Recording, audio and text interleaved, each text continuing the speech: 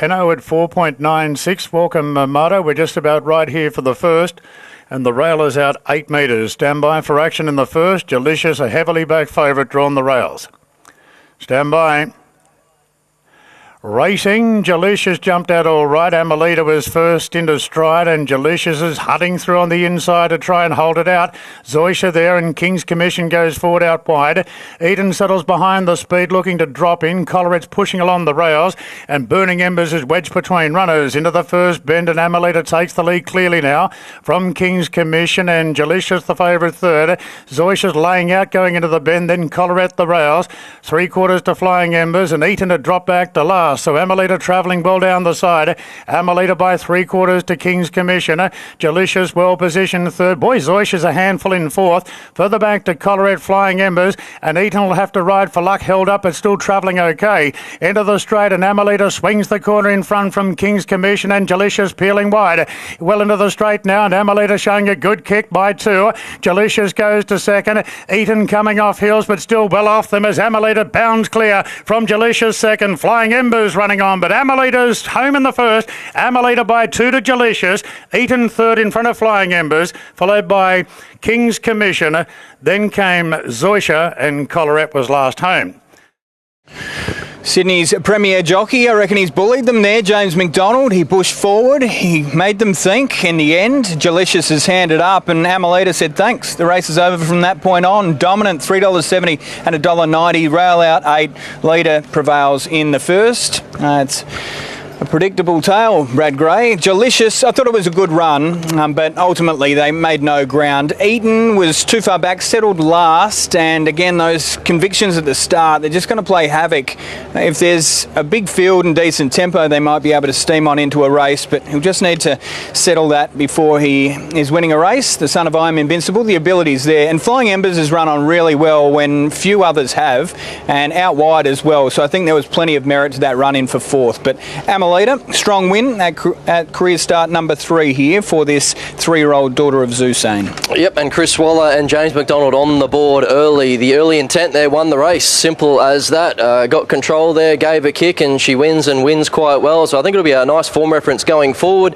Take nothing away from Delicious, who did have to swing off heels, and she was chipping away into the margin, but in the end, no match for the winner. And then a couple of eye catchers. Eaton, he's a work in progress. We spoke about him in terms of his barrier manners. He'll have to iron those out, but he's got a finish on him. We saw that last 200 metres in particular, and Flying Embers, there's a race around the corner for her as well. So I think it is a race that we can follow with some confidence, but 7, 10, 1 and 12 your numbers in the opener. Your horses look good with those magic syndication colours on. You should team up with a handy horse one day. Yeah, it would be nice to get another one as good as her. So, no, look, obviously, as soon as the gates opened, James just allowed her to roll forward and got a beautiful run in transit, and it was just proved too good today. Yeah, she was dominant. Rail out 8, it's always going to advantage those that are up on speed, but she's never given any a chance, and I guess had to burn the candle a touch at both ends. Yeah, she has. Look, I think in time she will be a filly that's better ridden with a bit of cover, and so she can harness her energy a little bit better than what she probably had to today. And I know, look, she's only had 3 race starts, and even first up last prep she sort of ran with the choke out a little bit. So there's plenty more to come. But the main thing is she's got talent. So we'll work out the rest. Yeah, she's clearly improved off the break. Well done. Thank you. Chris Waller's team off to a fast start. Charlie Duckworth there, and James McDonald returns a winner. 3 points in the Jockey Challenge going his way. Brad? Yeah, he's on the board nice and early. Well done, James. She jumped quickly into stride, and that was the winning of the race. Yeah, for sure. Gave me excellent feel. Works like a really nice horse, progressive horse, and I'm glad she's come here and done that because she's promised a lot. And she looked pretty soft on the line, so more to come. Yeah, for sure. Obviously, we've got to take into account that it's 8 metre rail and she led, but saying that, she felt like a horse that would definitely is well above that grade, and if not on stakes grade. Well done.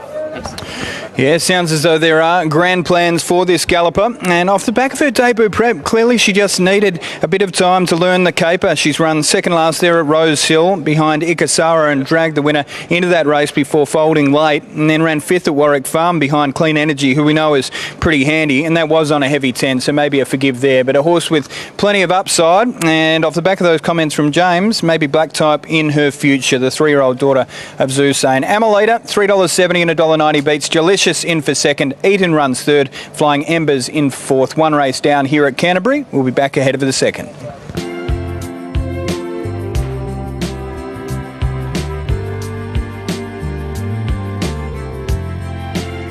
So odds on Miguel are around 175. There's movement in the stalls there. One runner got very restless. Looks as though the situation sorted itself out. Just waiting for all riders to be satisfied. Still a bit doing in the gates. They clang back now and they're off. Excel Indeed was rushed out of the gates together with Espino. Miguel is going to sit right there as Clark takes Excel Indeed to the front. Makisa goes to fourth from Northern Eagle, then Fun Fashion the rails. A length further back to Indecisive in a gap to Southampton Flair, who sits on the inside of Ella Hazel. So Excel Indeed went fast to lead, out by 2 lengths on Espino, and the favourite sits third down on the rails. Miguel are half the outside. Makisa is racing pretty freely.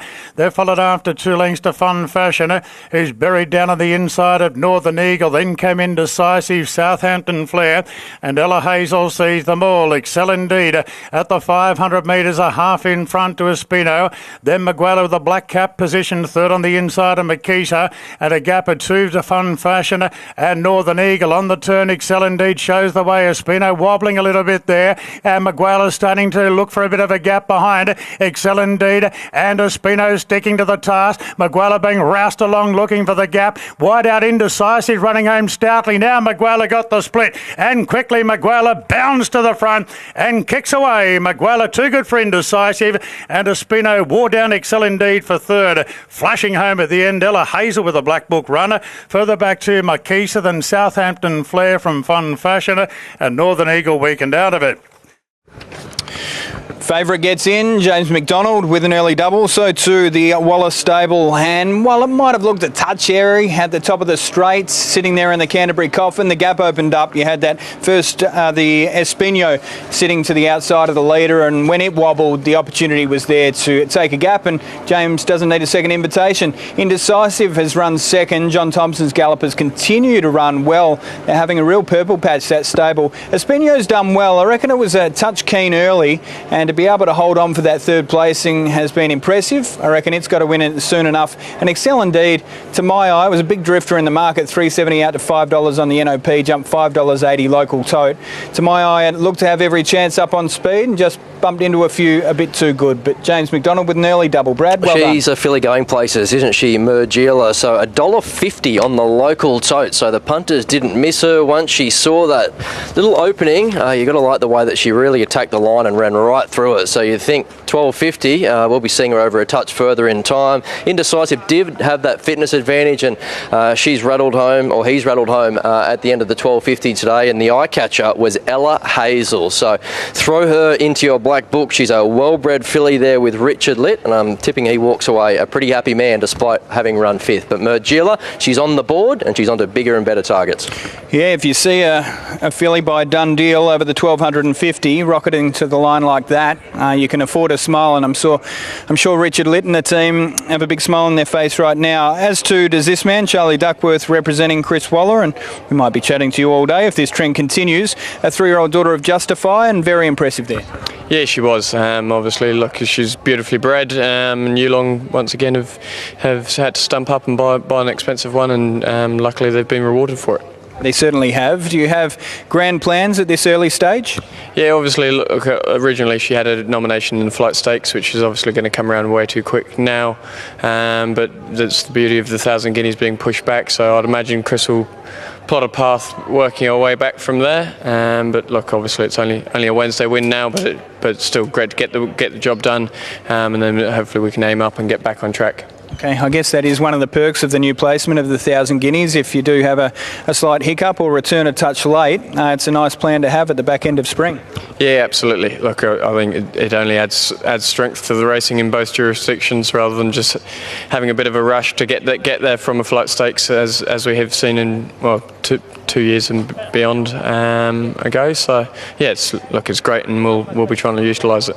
Okay, best of luck with this horse. Well done there. So the Wallace stable bring up an early double, as does this man, James McDonald. He was leaders back there, Brad, and it can get a touch sticky at Canterbury from time to time, but they had ample time to get out and prove too strong. Yep, James knew exactly what he was doing, so she was simply too good for those, James. Yeah, she is. She's a beautiful filly, and she'll only excel as she gets a little bit further. I think she's come back like a filly that's working and racing, but like a miler. I wouldn't even put it past her, maybe run a tad further, but she definitely feels like a middle distance and she'll excel. Yeah, Charlie was just saying that potentially 1,000 guineas. Obviously there's a bit of water to go under the bridge until then, but that's a fair wrap for her. Yeah, there's no doubt she's up to that. She's that kind of quality filly. I know there's a few in the barn and she wasn't too far around them, so it's a definitely good yardstick and she'll get there with flying colours. 2 from 2, well done. Yeah, nice start of the day from James McDonald. $1.50 on the local tote. Crunch. The punters have launched into Magilla and they've got the chocolates in the second, and she seems to have a promising career ahead if that feedback is any indication. Indecisive 270, nice run. Espino in for third and Excel Indeed in for fourth. 6, 12, 3 and 1. 2 races down here at Canterbury Park. Okay, Magila wins there at only her second career start. Just took her a little while to sort of pick up. Didn't top of the straight when she was behind the leader. The gap appeared. She didn't quicken immediately, but once she sort of got into a stride, she did. And the best part of her work was certainly the last 100 metres. So James's comments there suggesting she'll get further. Spot on, because she was really strong late there, and that was 12.50 with the rail out. So. No, good effort, filly by Justify. The first foal.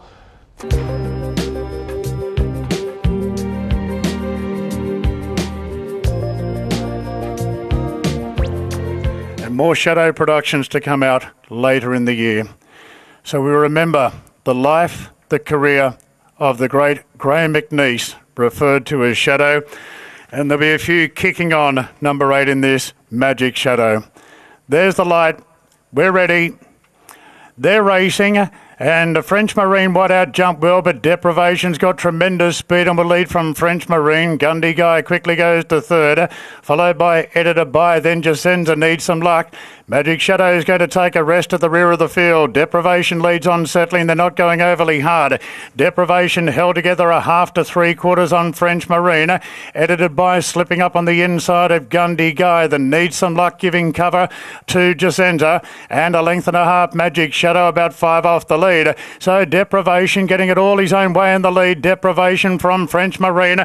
And now Berry takes off on the favourite Needs Some Luck. Fearful the leader was getting it too easy. And Needs Some Luck now only a length off the front runner, but 3 wide. Then Edited By Gundy Guy, Jacenza and Magic Shadow coming to the turn. Deprivation in front from French Marine. Needs Some Luck being cuddled around the turn, now being felt for. Magic Shadow gets to the outside, well into the straight now. Deprivation, Needs Some Luck, French Marine. Magic Shadow running on the outside. Deprivation's had a soft lead, shows a good kick. It's Deprivation in front from Needs Some Luck, and Deprivation's going to lead all the way from Needs Some Luck. French Marine, I think, third, just in front of Magic Shadow.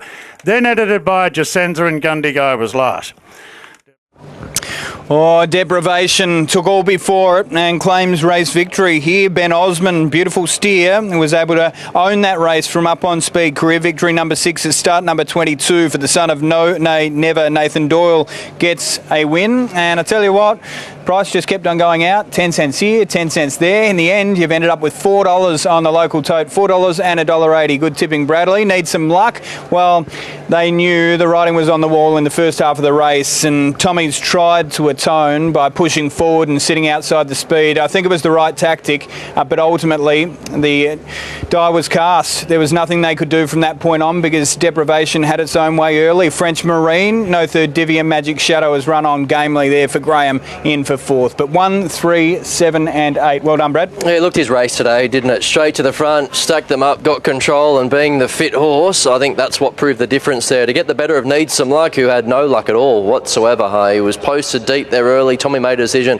to take off, put him into the race, but that wide early run just told that last little bit. Take nothing away from him.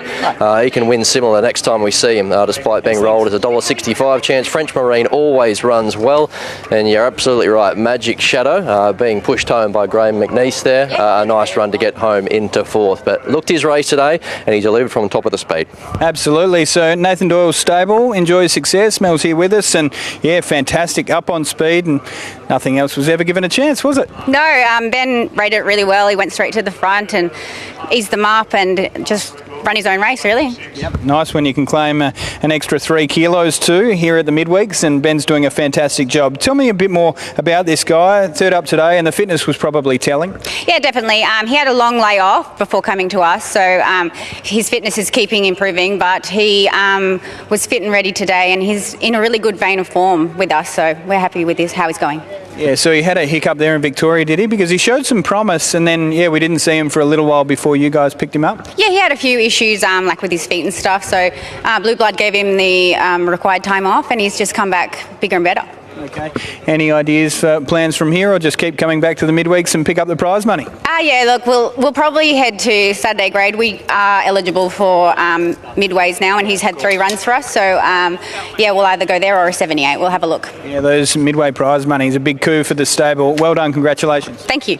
Fantastic work, and well done to Nathan, who I'm sure is watching on and celebrated hard there with Deprivation. Plenty of owners on track, big smiles, glad to see, and they'll be very happy with this guy, Ben Osmond, who gets another win, Brad. Yeah, Ben rode him last start and went one better today. He looks a pretty straightforward horse, and he got the job done. Yeah, he is. He always jumps well and just puts himself in a good spot. Today, Canterbury just shoot him down to the ground.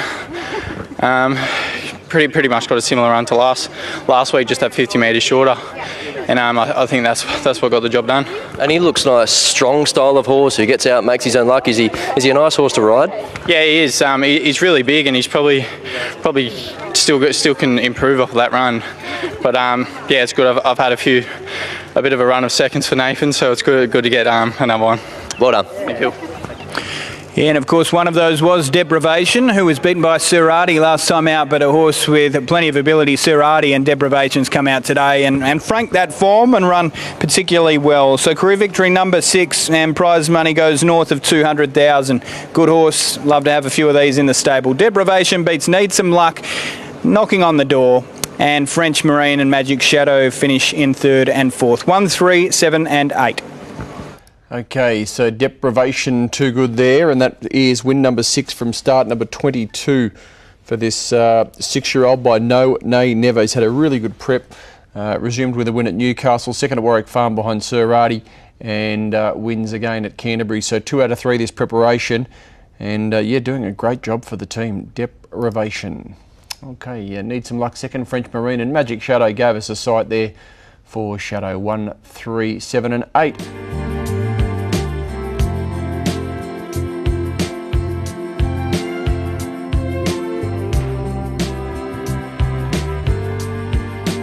All right, we're close to a start here. We've approached start time and a couple still left to load. Darren Flindell calling the first leg of the quaddie. Davo's tip on screen. He's going the way of a Line of Fire.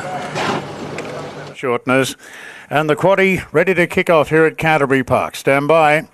Racing down the 4th, and the 7 of them jumped out in a pretty good line. Unlimited taken back. Line of Fire off the inside, jumped well. Together with County Kilkenny. Malabar being sent forward, and Urban Outlook as well. They're followed then by Unlimited, has taken a spot on the rails and trying to pinch a bit of ground in front of Green Belt. And Newfoundland is last of all. Urban Outlook's out very deep. Moving up on the outside, a Line of Fire. At the moment, Line of Fire's not giving up the lead in the fence. Shows the way from Urban Outlook, who's happy to park up on the outside. Unlimited, who was taken back early, has been able to slip through on the rails and now goes to leader's back position on the inside of the post-time favourite Malabar. County Kilkenny sits back in the field on the outside of Newfoundland, and last of all is Green Belt. Now back in the field, County Kilkenny's over racing a bit, and it's Line of Fire tugging along in the lead down the back by a length and a quarter to Urban Outlook at the 1,000 1,000 metres. Unlimited gets the right run, followed by Malabar, 1 out, 1 back. The Newfoundland next on the inside from County Kilkenny, and Greenbelt is set alight by Chad Schofield and starting a very fast run around the field, and Greenbelt's gone from last and went whoosh, leaving the back. Greenbelt takes the lead now from Line of Fire by a length and a half. Urban Outlook third, then Unlimited. Malabar shuffle back to third last now from Newfoundland, and County Kilkenny being stoked up trying to get into the race. They really pack up now. It's Greenbelt being eyeballed by Line of Fire. Malabar strides up 3 wide. Unlimited travels behind them, looking for a bit of room now. Urban Outlook dropped off, and then County Kilkenny. Greenbelt under the stick, turning for home. Line of Fire trying to keep Unlimited in the pocket, and Malabar's trying to crowd the lot of them. Right across the track here, Greenbelt. Unlimited's got the run now from Malabar, and then Newfoundland down the outside, but Unlimited moved up, put the head in front from Greenbelt, and Unlimited, it's his day today. Unlimited wore down Greenbelt, and Newfoundland ran home into third, followed by Malabar, then Line of Fire, County Kilkenny, and Urban Outlook was last in.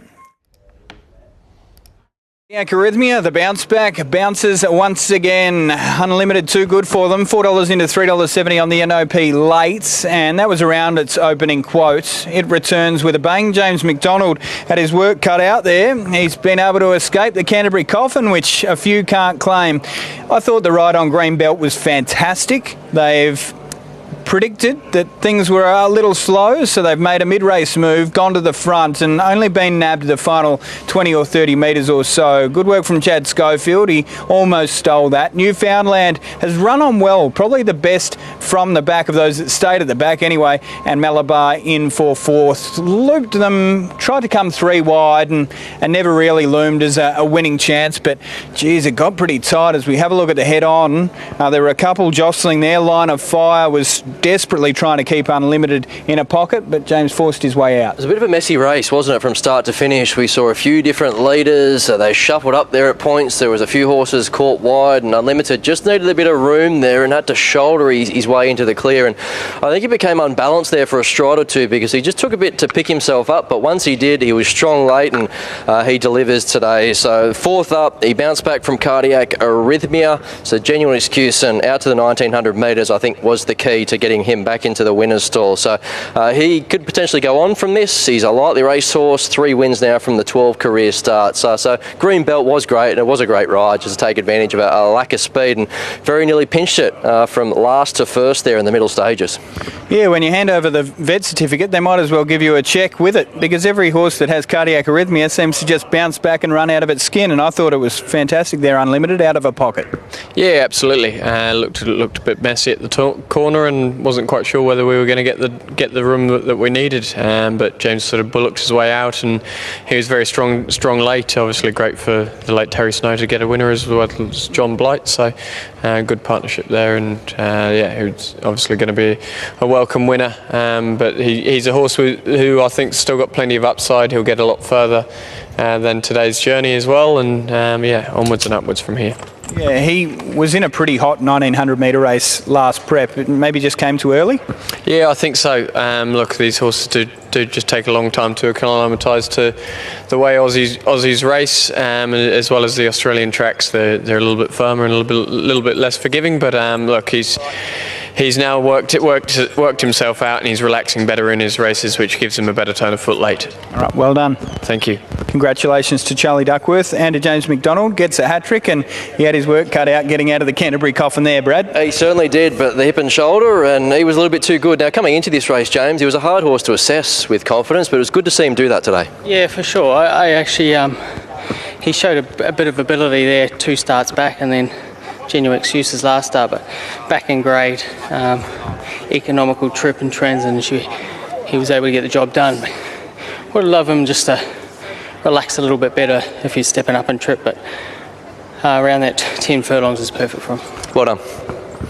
Congratulations to James. Another big day from him. Only 4 races down, and he has 3 wins, if you don't mind. $3.90 and $2.30 about Unlimited, who picks up career victory number 3 at start number 12. And yeah, things just didn't go to plan last time. Had that big hiccup, but has bounced back in fine form. Greenbelt, fantastic run, in for second. Newfoundland third, and Malabar ultimately runs fourth. 2-6.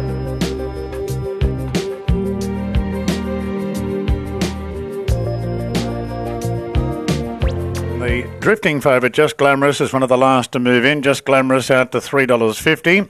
And Glontorn will be the last to move in. Righto, well, James McDonald is 3 for 3 so far today. He's on the well-supported Seafall as Glontorn completes the lineup.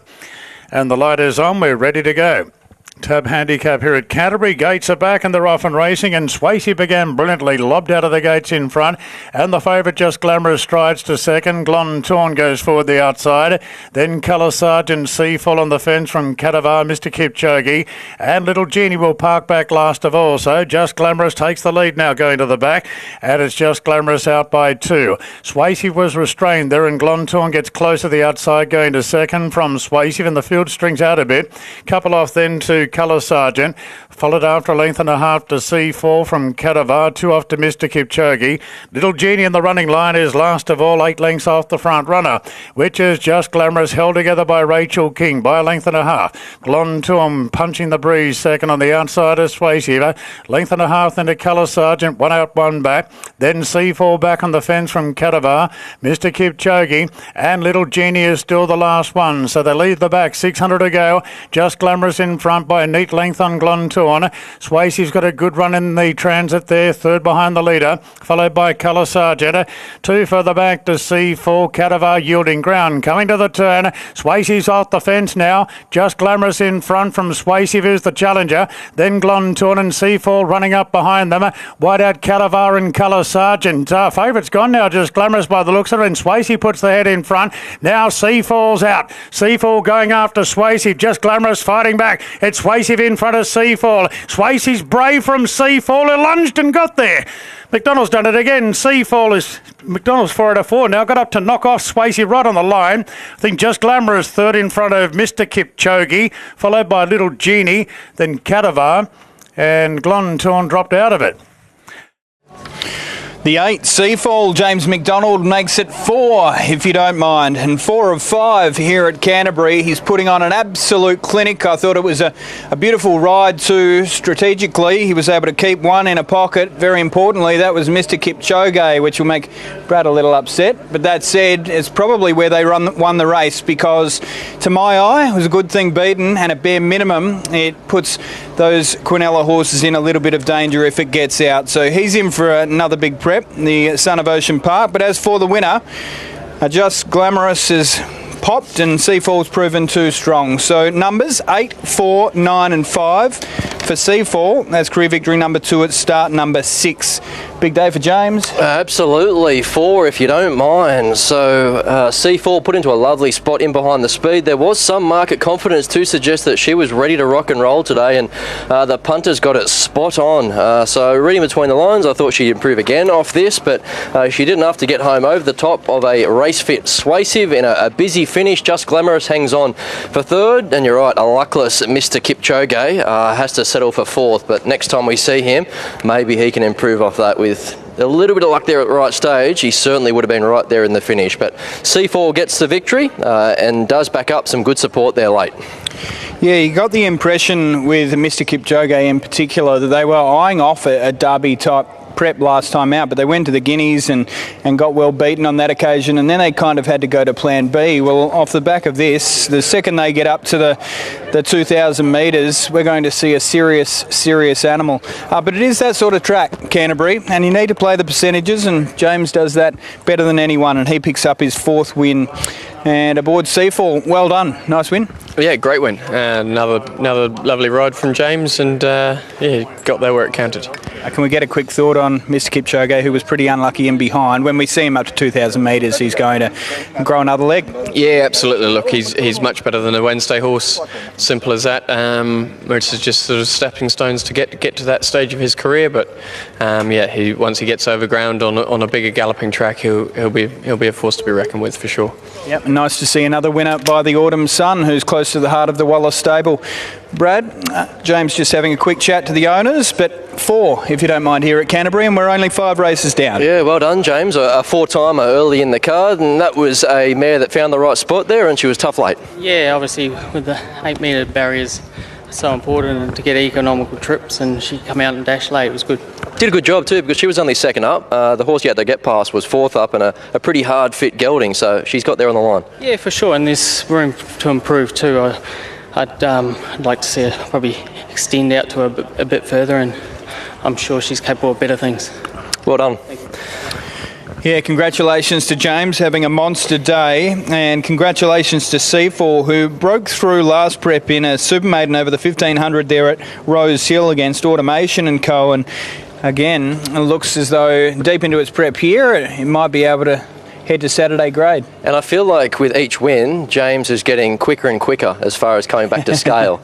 Yeah, no man is ever quicker, trust me. And he's very quick to point it out to me if my trainer interviews run a touch too long. Seafall, $5 and $1.70, $6 and $1.80 on the tote. Swaysive, $1.70, Just Glamorous in for third. I thought Just Glamorous had its chance up on speed. It's just bumped into a couple better. And we've touched on the luckless runner there in for fourth. 8, 4, 9 and 5. 5 races down.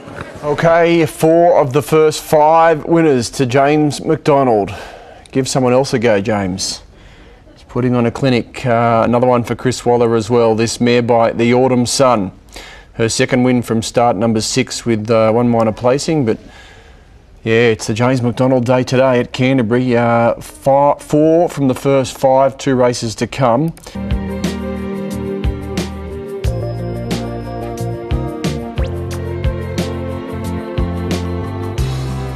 James McDonald make it 5 out of 5. Good news for the other jockeys. He's going home after this. Ready now. Set for race 6. The gates are back and it's a pretty good line out. Boston Rocks jump fast. Firestars there with Flying Sultan and Mafia's on the scene as well. Shines will camp behind with IPO Raven Claw and the roughie. My Shalom settles back last of all. Firestar got to the rails, but Flying Sultan charges up on the outside. Mafia between them being restrained. 2 further back to the favourite Boston Rocks, parked on the outside as Shines. 2 off to IPO, a half the inside Raven Claw and My Shalom, 5 off them last of all. Flying Sultan races to a clear lead now from Firestar, then Mafia, then Shines on the rails from Boston Rocks, Raven Claw and IPO. 400 metres to go. Flying Sultan worked pretty hard to establish the lead and turns the corner 2 in front of Firestar. Then Shines, Mafia under the bat from Boston Rocks and IPO to the outside. Into the straight now, and Firestar raced up to hit the lead, but Boston Rocks is closing in. 2 further back to IPO. It's Firestar, Boston Rocks. Boston Rocks puts the head in front. IPO with the last shot at them. Boston Rocks just in front, and Boston Rocks a nose to IPO. Firestar third, Shines fourth, then Raven Claw. Further back, Mafia, My Shalom, and Flying Sultan was last to finish. Boston Rocks, Tim Clark and Matty Dale. Synthetic hoof filler again, but feet, no drama. Winning, no drama. Gets the job done. Fantastic work from Brad Gray, having an absolute day out. Tim Clark gets the win and career victory number 4 at start number 12 for this 4-year-old son of Hellbent. The 4 Boston Rocks beats IPO, who's flooded home late and been beaten a half head or so. The low angle will have it a touch closer than it probably is.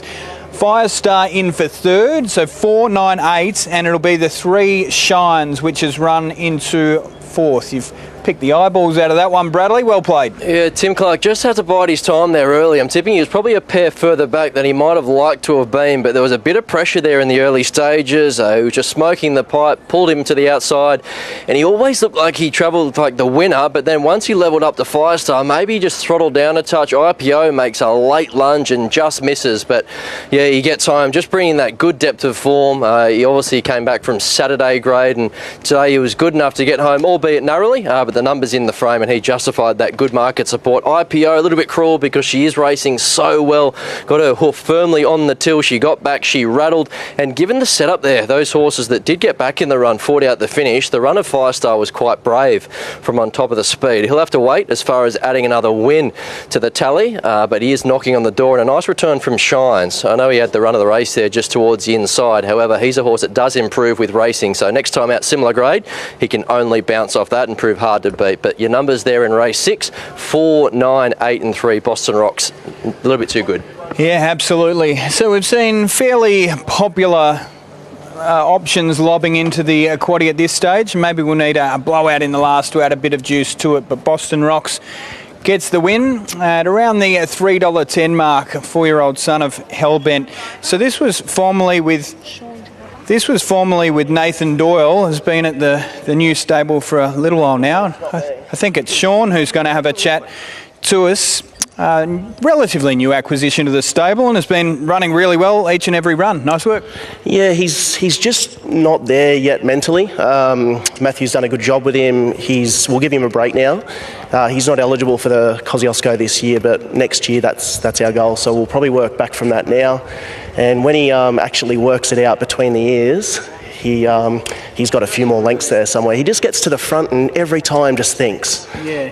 1100, we've seen him at the 1100 time and time again, but you're confident he runs out a strong 12? We don't know, like being honest, I'll leave that to Matthew. It's above my pay grade, but look, Matthew's a freak at what he does. And look, I think ridden like that, eventually once the penny drops, maybe with shades on, I think that's when you'll see the best of him. Okay, I love the long-term picture, and let's hope that we see you on Everest Day next year, albeit trying to climb a different mountain. Brad Gray with Tim Clark.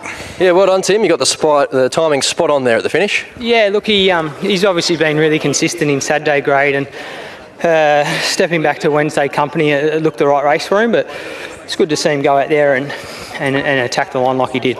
And Sean there from the Matt Dale stable was just saying that he's still learning. He just needs to really put horses away. And was that the feeling he gave you there once he levelled up? Yeah, even though he probably settled a pair further back than I thought I would, that did allow him to have something to chase for a bit longer into the straight. And I think that was only of benefit to him. And hopefully he gets a bit of confidence out of today and can go on with it. Lightly raced horse, well done. Fantastic work, well done to Tim Clark. As mentioned by Brad, got the timing absolutely spot on. IPOs just missed, big run from the back for Richard and Will Friedman in for second. Firestar, well, I think they were brought undone probably a couple of 100 metres into the race. They lobbed the lead easily enough, but when Flying Sultan looped the field and took things up, it probably just put some tempo into the race that ultimately took the sting out of Firestar at the concluding stages. Shines tend to agree, did get a nice run in the race, but that's a lovely run there. 4, 9, 8 and 3 Boston Rocks, too good, and Brad Gray with yet another winner today. Today, Brad, good on you, Brad. Boston Rocks gets the job done there. He had the right form on paper and he duly saluted 310 150. IPO second, Firestar and Shines 4, 9, 8.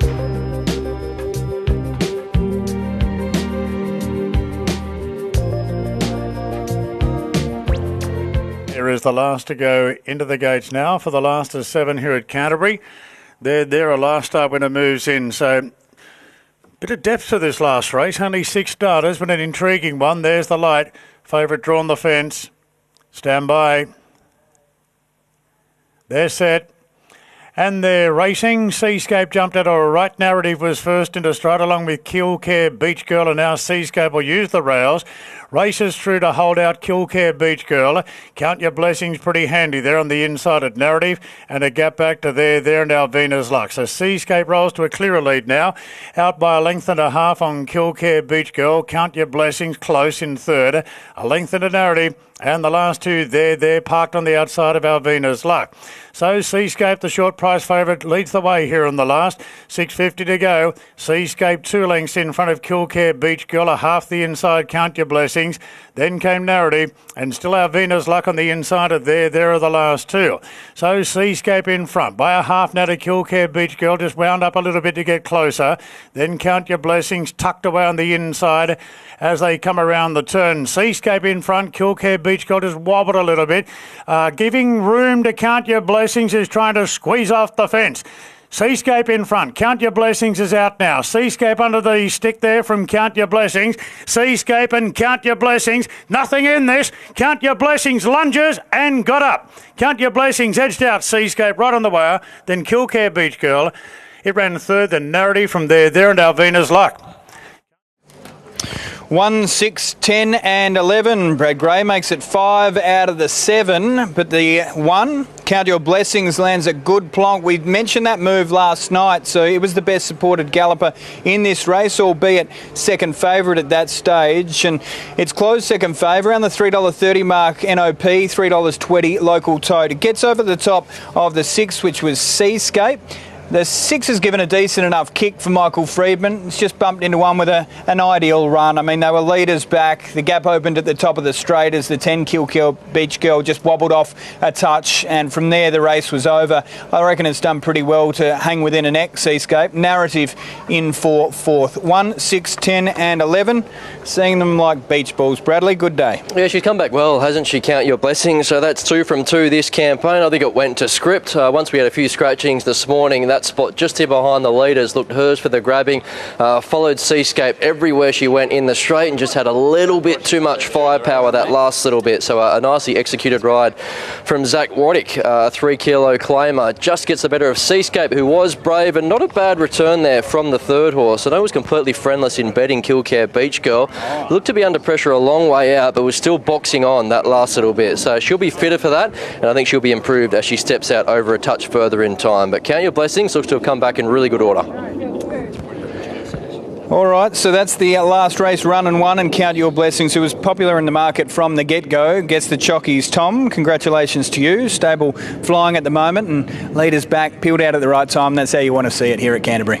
Yeah, it's credit to everyone at home. She's a mare that's come back really well, all preparation. Enjoyed those 3 weeks between runs, sort of really got a real bit of bounce and energy about her. So she's in great order, and she's sort of capable of going a bit further. Credit where it's due to Zach Waddick. It can be a little bit tricky here at Canterbury, especially when there's so much interest in getting up on speed, to be leaders back, and he was able to push a gap underneath Kilcare Beach Girl at a vital time and launch out after that leader. Yeah, she's a filly that just enjoys being ridden sort of comfortable, finding her feet and balancing up, and with that sort of smaller field and slightly slower tempo today, she just found herself leaders back on the back of the right horse, and just had enough horse under him to get out late, and she was strong. So hopefully she can go on. She's definitely sort of Saturday grade, and hopefully maybe a bit better one day. Good. How many are you guys likely to have on Saturday? I'd say probably 4, maybe 5. Cafe Millennium, Athabascan, and a couple in the T-Rows. Okay. I'm looking forward to seeing Athabascan back. Hopefully measures up as a real cup horse. Well done there, and congratulations to Zach. Brad, over to you. Yeah, well done, Zach. A nice ride. Yeah. Well, before we start, I'd just like to say we lost a great man last night by the name of Barry Meader, also known as Megs. He was a massive part of my life in the last 10 months and many others. So, condolences to his friends and family. I can see he means a bit to you, and nicely said. And on this mare, obviously that's a nice victory going forward. She was dynamic first up, and it looks like she's really gone on with it. Yeah, she has. She was very well placed today, but she still had to step up.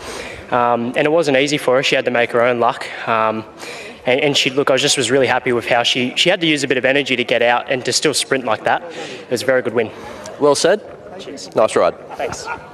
Yeah, congratulations to Zach Waddick. He's quite an eloquent young man, isn't he? And very capable rider as well. And it seems fitting, having lost a person close to him in recent days, that he would salute on Count Your Blessings in the last. The 1 beats the 6, 10 Kilcare Beach Girl in for 3rd, and Narrative in for 4th. It's been a good day. It's been a good day for the Brad Grave followers. 5